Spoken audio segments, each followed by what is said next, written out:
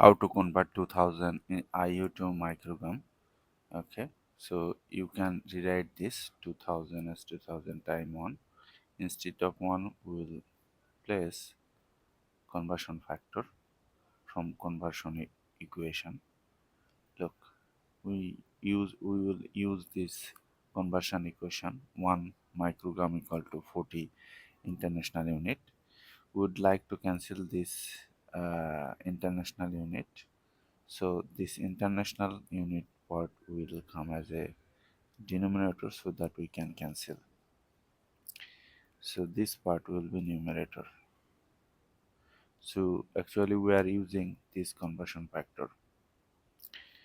Now write 2000 times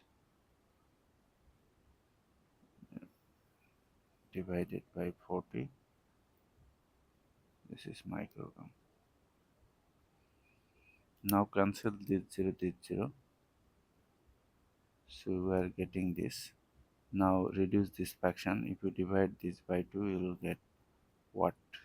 You will get 100. Uh, 4 by 2 you will get 2. If you divide 2 by 2 you will get 1. If you divide this 100 by 2 you will get 50. So basically you are getting 50 microgram. So this is the result